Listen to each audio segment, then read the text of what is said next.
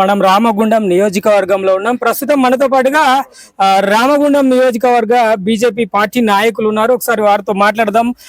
ఈ రోజు తెలంగాణ బంద్ కార్యక్రమం, మరి బీసీ బిల్ కోసము, బీసీ రిజర్వేషన్ కోసము, బీసీ యొక్క హక్కుల కోసం పోరాటంలో భాగంగా ఈ రోజు బంద్ కార్యక్రమం నిర్వహిస్తుంది. అసలు ఎలా ఉంది, రామగుండంలో ఎలా ఉండబోతుంది, లేదంటే తెలంగాణ రాష్ట్రంలో బీజేపీ పాత్ర, ఈ బీసీ రిజర్వేషన్ల పైన బీజేపీ పాత్ర ఎలా ఉండబోతుందో వారిని అడిగి తెలుసుకుందాం.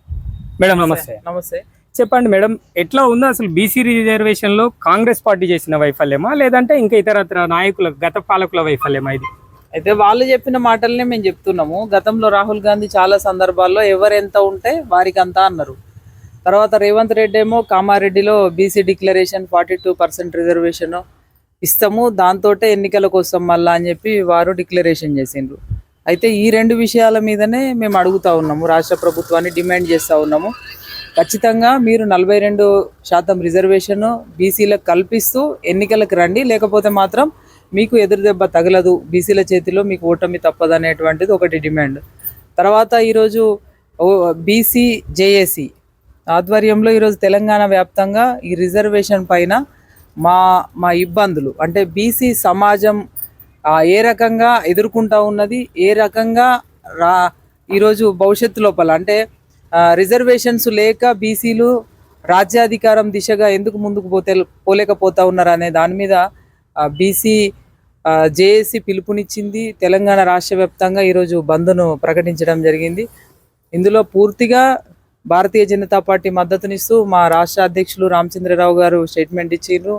మనం బీసీ సమాజం కొరకు మనం ఎప్పుడైనా సపోర్ట్గా ఉండాలి, మద్దతుగా ఉండాలి, కాబట్టి వీరు తలపెట్టినటువంటి బంద్కి సంపూర్ణ మద్దతునిస్తూ ఉన్నామని. అందులో భాగంగానే ఈరోజు రామగుండం పట్టణంలో, రామగుండం నియోజకవర్గంలో, గోదావరిఖని పట్టణంలో మా భారతీయ జనతా పార్టీ మండల అధ్యక్షులు, మరి జిల్లా కమిటీ నాయకులు, స్థానికంగా ఉన్నటువంటి నాయకులంతా కలిసి మేము మరి వ్యాపారస్తులందరినీ నిన్న మొన్న అందరినీ కూడా కోరినాము, మీరంతా సహకరించాలి, ప్రజలందరూ కూడా అత్యవసరం అయితే తప్ప మీరు బయటికి రావద్దు, ఈ బంద్లో మీరంతా కూడా సంపూర్ణంగా మద్దతు తెలియజేయాలని చెప్పి వారిని కోరినాము.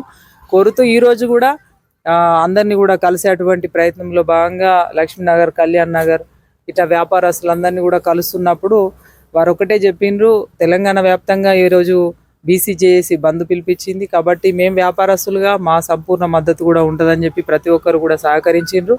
ఈరోజు బంద్లో సహకరించిన ప్రతి వర్గానికి కూడా మేము హృదయపూర్వకంగా ధన్యవాదాలు భారతీయ జనతా పార్టీ నుండి తెలియజేస్తాం. ఇది ఎట్లా చూడొచ్చు, ఇప్పుడు అన్ని పార్టీలు మద్దతు ఇస్తున్నాయి, ఎవరిపైన ఈ యొక్క బంద్ కార్యక్రమం నిరసన అనేది తెలియజేస్తుంది? అయితే ఇవాళ ఒకటి, కాంగ్రెస్ పార్టీ సంస్కృతి ఎట్లా ఉంటుందంటే హత్యలు చేసి సంతాపాలు ప్రకటించేటువంటి సంస్కృతి కాంగ్రెస్ పార్టీది. ఇవాళ వాళ్ళే డిక్లరేషన్ ఇచ్చి వారే ఈరోజు మేము బంద్కు మద్దతు అంటారు. తర్వాత బీఆర్ఎస్ పార్టీ కూడా ఇవాళ మద్దతు ఇవ్వడం అనేది నిజంగా కూడా హాస్యాస్పదమే. ఎందుకంటే గతం లోపల 2 పర్యాయాలు తెలంగాణ రాష్ట్రంలో బీఆర్ఎస్ పాలించిన విషయం సమాజానికి తెలుసు.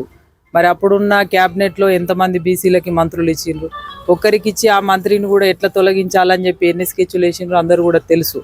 కాబట్టి ఎవ్వరు ఏం చెప్పినా ఈరోజు సమాజం ఏం కళ్ళ గంతలు కట్టుకొని లేరు, అందరు సమాజం బీసీ సమాజం చూస్తూ ఉన్నది. ఎవరేంటిది బీఆర్ఎస్ గతంలో ఏం చేసింది, ఇప్పుడు ఏం మాట్లాడుతూ ఉన్నది, తర్వాత ఇప్పుడు కాంగ్రెస్ ఎన్నికలకు ముందు ఏం మాట్లాడింది, ఇప్పుడు ఏం చేస్తూ ఉన్నది అనేది అందరూ కూడా ప్రత్యక్షంగా చూస్తూ ఉన్నారు. కాబట్టి భారతీయ జనతా పార్టీ మాత్రం ఎప్పుడు బీసీల పట్ల చిత్తశుద్ధితో ఉంది. స్థానిక సంస్థల ఎన్నికలు ఆగిపోయిన అంశం గురించి ఏమైనా చెప్పాలి? స్థానిక సంస్థల ఎన్నికలు దాదాపుగా 1.5 కాలం అవుతుంది. వాళ్ళ గ్రామాలలో సర్పంచులు లేక, కార్పొరేషన్లో కార్పొరేటర్లు లేక, జెడ్పీటీసీ ఎంపీటీసీ వ్యవస్థ ఇవాళ ఎట్లా ఉంటుందంటే గ్రామాలలో సర్పంచులు లేకపోతే జవాబుదారీతనం ఉండదు. ఇవాళ పారిశుద్ధ్యం లోపించింది. ఇవాళ అన్ని రకాలుగా అభివృద్ధికి వాళ్ళ గ్రామాలు దూరంగా ఉన్నాయి, చాలా నష్టం జరుగుతూ ఉన్నది. ఎవరి దగ్గరికి పోయి అడగాలి, ఎవరి దగ్గర పని తీసుకోవాలనేటువంటి డైలమాలో ఇవాళ ఆందోళనలో ప్రజలు ఉన్నారు. కాబట్టి ఎన్నికలు పెట్టేటువంటి పరిస్థితి కాంగ్రెస్ పార్టీకి ఆ ధైర్యం లేదు. ఆ స్థానిక ఎన్నికల విషయంలో ఇప్పుడు జరుగుతున్న రిజర్వేషన్ల బీసీ రిజర్వేషన్ గురించి ఏదైనా సంబంధం ఉందంటుందా? అయితే ఎన్నికలకి రిజర్వేషన్ ఇవ్వకుండా ఎన్నికలకు పోయేటువంటి ముఖం కాంగ్రెస్కి లేదు. మరి రిజర్వేషన్ ఇవ్వకుండా ఎన్నికలకు పోతే ఎన్నికలకు పోవడానికి ధైర్యం చేస్తలేదు ఫస్ట్ ఓటమి భయంతో కాంగ్రెస్ పార్టీ. తర్వాత ఎన్నికల అంశం తీసుకొచ్చేసరికి రిజర్వేషన్లు అడ్డు పెట్టి ఎట్లనైనా చేసి ఇది దాటేయాలి, లేకపోతే గ్రామాలలో ఓట్లేసేటువంటి పరిస్థితి ప్రజలకి లేదు. కాబట్టి దీన్ని తప్పించుకోవడానికి మాత్రమే ఈ డ్రామాలు ప్లే చేస్తూ ఉన్నది తప్ప ఇంకొకటి కాదు. ఎందుకంటే మీరు చూసిండ్రు గతం లోపల, ఇప్పుడు 2 ఏళ్ళు అవుతుంది కాంగ్రెస్ అధికారంలోకి వచ్చి.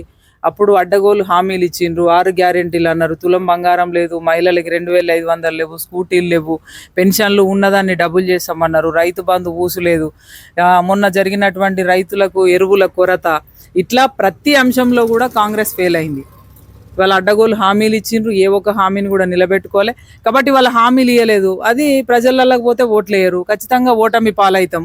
ఇవన్నీ కూడా బేస్ చేసుకొని ఒకటి ఇది బీసీది డ్రామా ప్లే చేసుకుంటాం, మేము ఇస్తున్నాం, మేము ఎన్నికలకు పోతున్నాం, ఇగో ఆగో అని చెప్పి ఇవాళ మాట్లాడుతూ ఉన్నారు. గతంలోనే స్పష్టంగా మా ఎంపీ గౌరవ మల్కాజ్గిరి ఎంపీ ఈటల రాజేందర్ గారు స్పష్టంగా తెలంగాణ సమాజానికి, ముఖ్యంగా బీసీ సమాజానికి వారు చెప్పిండ్రు, ఎన్నికల నోటిఫికేషన్ ఇదంతా కూడా ఒక డ్రామా, మీరు ఇప్పుడే ఇవాళ భయపడి ఏదో ఎన్నికలు వచ్చినాయని చెప్పి మీరు మరి ఉత్సాహంతో మీరు డబ్బులు ఎక్కడ కూడా ఖర్చు పెట్టద్దు, ఆర్థికంగా బీసీలు నష్టపోవద్దని చెప్పి వారు చెప్పిండ్రు. వారు చెప్పినటువంటి మాటలు ఇవాళ వాస్తవమైన తెలంగాణ సమాజం ఎవరు బీసీల కోసం ఆరాట పడుతూ ఉన్నారు, బీసీలకు ఎవరు మంచి చేస్తారు, ఎవరు మోసం చేస్తూ ఉన్నారు అని చెప్పి పూర్తి క్లారిటీ తోటి ఉన్నారు ఇవాళ.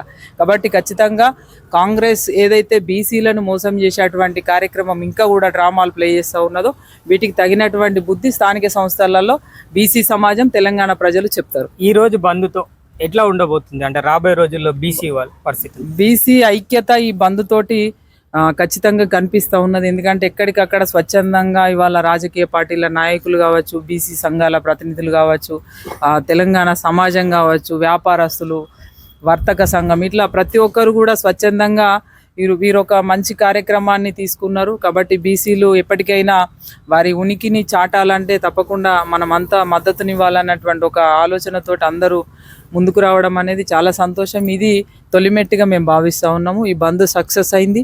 రేపు భవిష్యత్తు లోపల కూడా ఎలాంటి కార్యాచరణ బీసీకి సంబంధించి బీసీ జేఏసీ ఏ కార్యాచరణ తీసుకున్నా కూడా మా భారతీయ జనతా పార్టీ వైపు నుండి పూర్తిగా సహకారం ఉంటుంది. Yes, thank you.